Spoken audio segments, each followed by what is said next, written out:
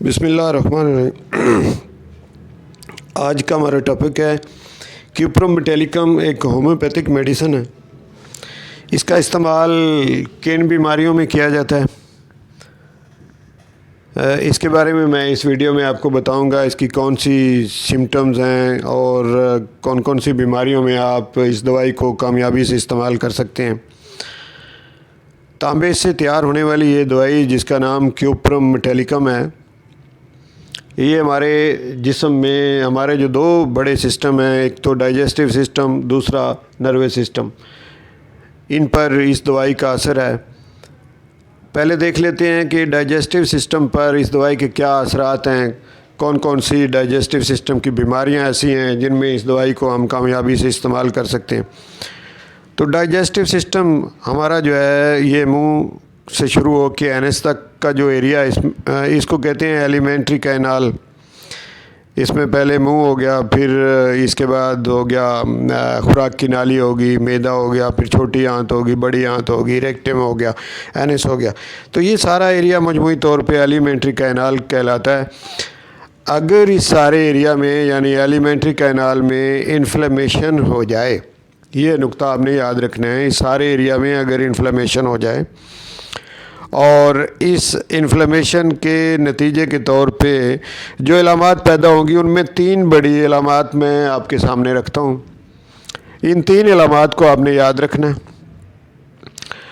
یہ اس دوائی کا دائرہ کار ہوگا، یعنی یہ تین علامات جن جن بیماریوں میں پیدا ہوں گی، آپ ان تمام بیماریوں میں اس دوائی کا استعمال کر سکتے ہیں اور اچھے رزلٹ لے سکتے ہیں۔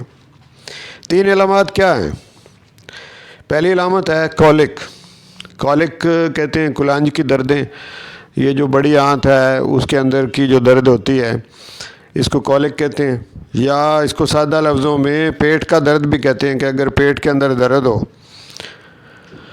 تو اس دوائی کا استعمال ہوتا ہے۔ پہلی علامت یہ۔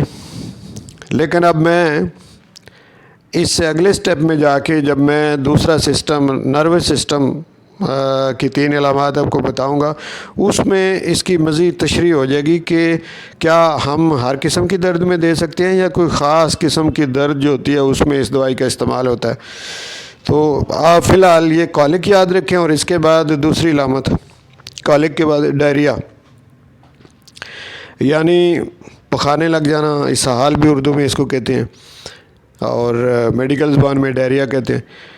تو یہ دو علامات ہوگی، ڈائریا میں اس کا استعمال، کالک میں اس کا استعمال، اور تیسری علامت ہے وومٹنگ یعنی الٹیوں میں اس دوائی کا استعمال۔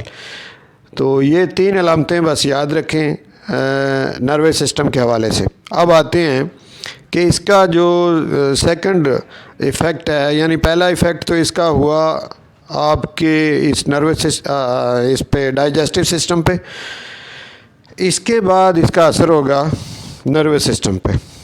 تو نروس سسٹم جو ہے اس میں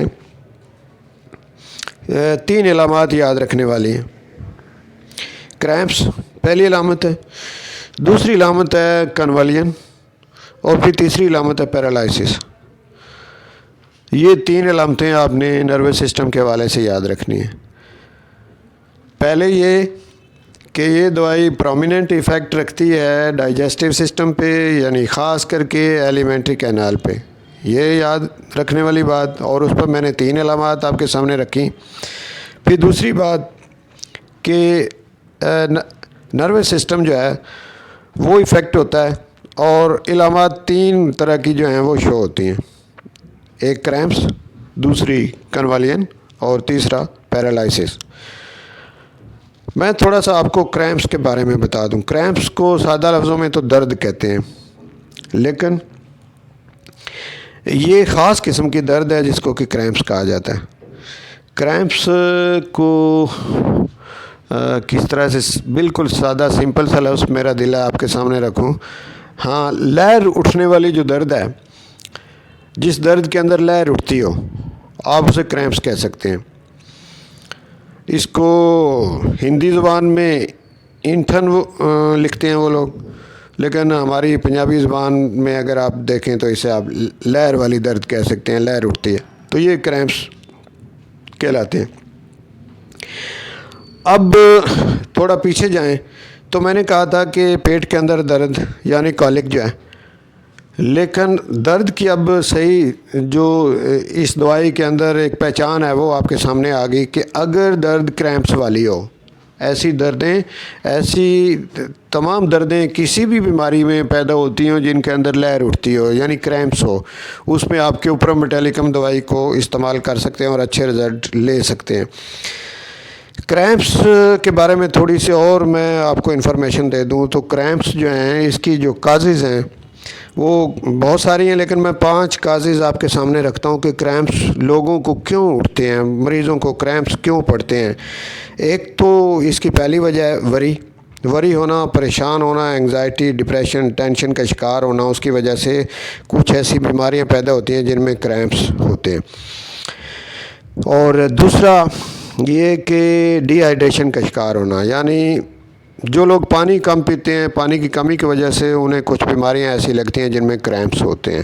اسی طرح اب واپس اگر جائیں ڈائجسٹو سسٹم والی جو 3 علامتیں ہیں، ان میں ایک میں نے جو بتایا آپ کو کہ ڈائریا، تو ڈائریا میں ساتھ اگر کریمپس ہوں تو آپ اس دوائی کو استعمال کر سکتے ہیں، اور ڈائریا ہونے کے بعد کریمپس اٹھتے ہیں، یہ بھی آپ کو سمجھ آ گئی۔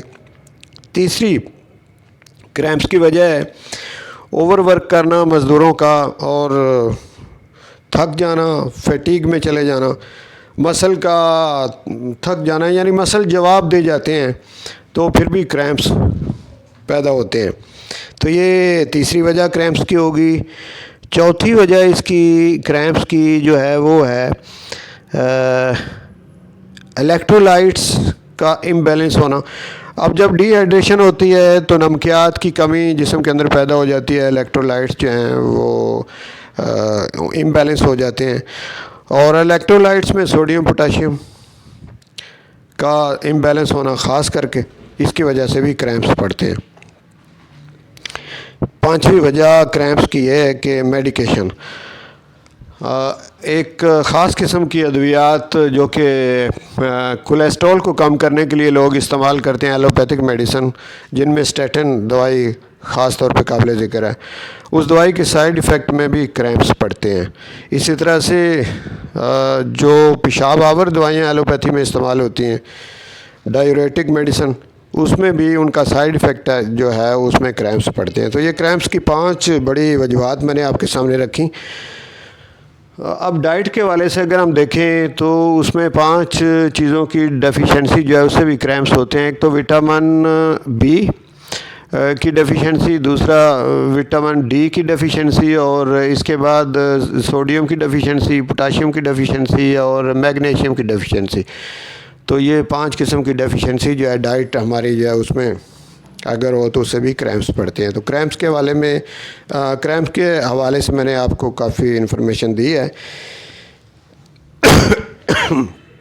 اب آتے ہیں کہ ہمیں پتہ چل گیا کہ یہ جو کیوپرومیٹیلیکم دوائی ہے، اس کی جو نروس سسٹم کے حوالے سے علامات ہیں 3 بڑی، اس میں کریمپس ہیں، کنوالین ہیں اور پیرالائسس ہے۔ اب پیرالائسس کیا ہے اس کے بارے میں آپ کو بتائیں کہ پیرالائسس کو سادہ لفظوں میں فالج کہتے ہیں۔ تو فالج کی یہ ایک بہترین ریمیڈی ہے۔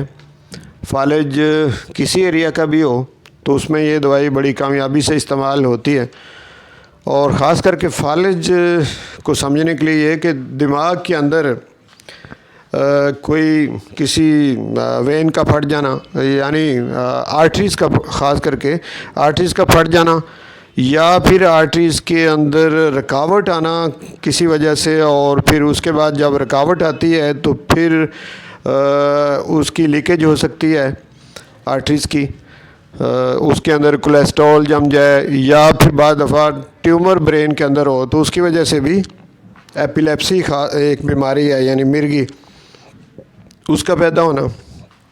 اور یہ مرگی جو یا جسے ایپیلیپسی کہتے ہیں، اس کے اندر جو علامات پائی جاتی ہیں اس میں کنوالین کو آپ دیکھیں یعنی جھٹکے لگنا۔